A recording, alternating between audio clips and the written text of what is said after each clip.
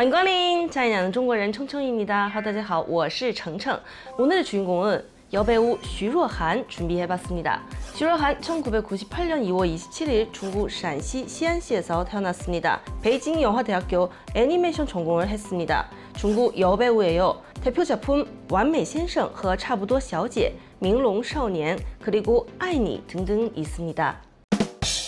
1998년 2월 27일徐若涵은 산시성 시안시에서 태어나 그곳에서 공부하고 성장했습니다. 외모가 청순하고 아름다운 그녀는 학업 성적도 우수하여 고등학교 시절 산시성의 명문 학교인 서부대학교 부속고등학교에 입학했습니다. 뿐만 아니라徐若涵은 뛰어난 그림 실력을 인정받아 2016년 베이징 영화학원 애니메이션 학부에 합격했습니다. 재학 중이던 2018년徐若涵은 성룡에 의해 발굴되어 연예계에 입성하게 되었습니다. 有几种原因。第一种，因为其实我的第一部戏是成龙大哥的那个戏，然后我是很幸运的在临近开机前被选上了。 2018년 4월 성룡이 제작한 첫 예술 영화 我的日记에 출연하며 처음으로 연기에 도전하게 되었습니다. 현재 이 영화는 개봉 소식이 없습니다. 왜 없지?徐若涵이 관계들과 처음으로 만난 작품은 2020년 9월 30일 개봉한 코미디 액션 영화 지센펑입니다. 그녀는 이 작품에서 다시 한번 성룡과 호흡을 맞추며 많은 기대를 받았음을 알 수 있습니다. 영화에서徐若涵은 아프리카에서 야생동물을 보호하는 중국인 자원봉사자 파리다 역을 맡았습니다. 어느 날 우연한 사건으로 인해 범죄 조직의 납치 사건에 휘말리게 되고 이후 벵가드 팀의 구조를 받으며 그들과 함께 짜릿한 모험을 시작하게 됩니다. 영화의 전체 이야기는 파리다를 중심으로 전개되며 이 캐릭터는 영화에서 매우 중요한 역할을 맡고 있습니다. 그러나 벵가드가 개봉된 후 관객들의 호평이 쏟아졌고 평점은 4.4점에 그쳤습니다. 어떻게 보면 이 영화는 시대를 잘못하고 난 작품이라고 볼 수 있습니다. 영화는 전반을 걸쳐 강한 올드 감성이 묻어나며 마치 비디오 테이프 시절의 영화를 복원한 듯한 느낌을 줍니다. 벵가드 팀은 한 나라에서 또 다른 나라로 이동하며 총격전, 육탄전, 추격전을 반복하지만 전반적인 액션의 흐름에는 논리적인 연결이 부족합니다. 특히 영화의 엔딩에서는 모든 배우들이 갑자기 한자리에 모여 관객들에게 새해 인사를 건네는 장면이 나오는데 이는 시대에 뒤떨어진 연출이라는 평가를 받았습니다. 10월 1일인데 갑자기 새해 인사를 건네며 끝났습니다. 성룡의 영화는 한때 액션 영화의 대명사였지만 이제는 시대에 뒤처지고 있다는 것을 확인할 수 있으며 한편으로는 냉정하지만 부정할 수 없는 현실입니다. 벵가드의 개봉과 동시에徐若涵 魏哲民이 주연으로 맡은 도시 로맨스 드라마 完美先生和差不多小姐 방영되었습니다. 절묘하게 방송 시기를 잘 골랐습니다. 비록 성룡의 영화는 평판이 좋지 않지만 성룡의 영향력은 여전히 유효했습니다. 完美先生和差不多小姐는 아주 훌륭한 로맨스 드라마로 평점은 6.3점을 기록했습니다. 방송 중에 중국 국경절 연휴까지 겹쳐서 정말 심심한 사람들에게 완벽한 볼거리가 되었습니다. 특히 성결혼 후 연애라는 설정이 시청자들의 흥미를 끌었습니다. 정서적으로 안정적이고 다정하면서 이성적인 성숙한 남자와 털털하고 작은 일에 신경 쓰지 않는 귀여운 여대생 캐릭터의 조합은 로맨스 드라마의 맛을 살려주었습니다.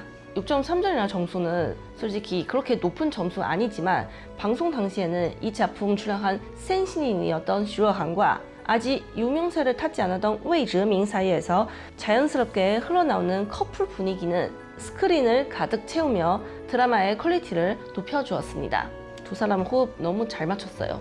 이때 당시 두 사람 다 무명이었는데 이 정도는 괜찮았죠. 2022년 7월 배우 장주민과 호흡 맞춘 청춘 성장 드라마 瞄准你的未来 방영되었습니다. 그중徐若涵은 여자 주인공熊赳赳 역을 맡았습니다. 이 드라마는 e스포츠를 사랑하는 청춘 남녀들이 시련 속에서도 꿈을 향해 나아가는 이야기를 담고 있습니다. 경기 중에는 치열한 경쟁의 압박을 겪기도 하지만 결국 자신의 가치를 깨닫고 사랑과 우정을 얻는 이야기입니다. 다만 중국 로맨스 드라마의 연애 요소는 늘 약간 부족한 느낌이 있는데 약간 뭔가 좀 더 애틋하게 했으면 좋겠는 느낌이 있었어요. 이 작품 역시 감정선이 다소 평범하다는 평가를 받으며 최종 평점 5.9점을 기록했습니다. 그럼에도 불구하고 드라마 속의 열정적인 경기 장면과 주인공들의 사랑을 통해 성장하는 용기, 넘치는 청춘 스토리는 많은 긍정적인 반응을 얻었습니다. 이 드라마는 시청자들에게 따뜻한 동화 같은 분위기를 보여주며 복잡한 갈등보다는 끊임없는 도전이 중심이 되는 이야기였고, 등장하는 청춘들은 모두 훈훈한 외모를 자랑하며 빛나는 젊음의 에너지를 가득 담아냈습니다. 8월 4일 슈러한과 리원한이 주연을 맡은 청춘 로맨스 영화遇见你가 개봉되었습니다. 슈러한은 또 역시 여자 주인공 유저양 역을 맡았습니다. 2022년 8월 4일은 마침 중국의 발렌타인데이 7석기였습니다. 제작진은 이를 노리고 영화를 개봉해 더 많은 커플 관객을 끌어들이려 했습니다. 아무래도 이런 장르의 영화는 연인들이 많이 찾기 마련이니까요. 결혼하고 나서는 로맨스물 안 봐요. 하지만 遇见你의 이야기는 매우 흔한 사랑 이야기였습니다. 남녀 주인공들은 8년 동안 행복하고 달콤하게 사랑을 키워왔지만 결국은 이별하게 됐어요. 제가 이거 줄거리 정리하면서도 어이없어요. 발렌타인데이에 헤어진 영화를 보여줬습니다. 이게 대체 무슨 연출인가요? 감독의 스토리텔링 능력도 특별할 것이 없었고 결국 배우와 관객의 감정만 낭비한 셈이에요. 평점 5.1점의 성적도 솔직히 칭찬하기가 많이 어려운 수준입니다. 이 영화는 감수성이 예민한 사춘기 청소년들에게는 어느 정도 어필할 수 있는 영화였다고 볼 수 있습니다. 2023년 한 해 동안 슈러한이 출연한 작품 총 4편이 공개되었습니다. 그중 3편은 드라마, 1편은 영화였습니다. 1월 8일 슈러한과 류이창이 주연을 맡은 판타지 로맨스 드라마 公子不可求 방영되었습니다. 슈러한은 그중 신경외과 인턴의사 루란란 역을 맡았습니다. 참고로 이 작품의 평점은 아직까지도 공개되어 있지 않았습니다. 근데 댓글 분위기는 좋지 않아요. 별 하나, 별 2개. 이 드라마의 내용은 초보 의사 루란란이 게임 속 세계에 갇히게 되고 그곳에서 한 남성 캐릭터와 결혼해야만 현실로 돌아올 수 있다는 설정을 기반으로 전개됩니다. 현대인이 게임 속으로 들어가는 이야기는 이제 꽤 흔한 소재가 되었죠. 이 작품은 전형적인 저예산 사극 드라마로 출연진들도 모두 인지도가 낮은 신인들로 구성되어 있습니다. 게다가 스토리 자체가 너무 유치하다 보니 중국에서 방영될 당시 대중의 큰 관심을 끌지 못했습니다. 2023년 2월 대만 원조 아이돌 드라마 남신 옌청슈와 함께 출연한 도시 로맨스 드라마 샤화 방영되었습니다. 이거 재밌어요. 이거 진짜 재밌어요. 이거 제가 소개하기 전에 빨리 보러 가세요. 이 작품은 상당히 완성도가 높은 로맨스물로 평점 6.8점을 기록했습니다. 드라마는 불치병을 앓고 있는 소녀 허란이 인생의 마지막 순간까지 열심히 살아가고 성장하려는 과정을 중심으로 전개됩니다. 그녀는 과거의 상처를 극복하지 못하고 미래에 대한 희망을 잃어버린 뛰어난 원혜가 셔환을 만나게 됩니다. 두 사람은 우연한 사건들을 통해 점차 가까워지며 서로를 통해 인생에서 가장 중요한 것이 무엇인지 깨닫고 잃어버렸던 희망과 삶의 의미를 되찾게 됩니다. 또한 깊고 강렬한 사랑을 경험하며 가슴 아프지만 아름다운 로맨스를 만들어갑니다. 꽃다운 소녀가 아저씨를 먼저 사랑하는 설정은 자칫 느끼해질 수 있습니다. 하지만 샤화는 다릅니다. 남녀 주인공이 함께 등장할 때마다 연애의 달콤함이 물씬 풍깁니다. 촬영 당시 46살의 옌청슈와 25살의 슈러한 사이에는 강렬한 케미가 있었습니다. 물론 남자 주인공이 자기 관리를 잘하기도 했지만 슈러한의 연기가 완벽했기 때문이기도 합니다. 그녀는 마음이 성숙한 장난꾸러기 소녀 역할을 잘 소화했습니다.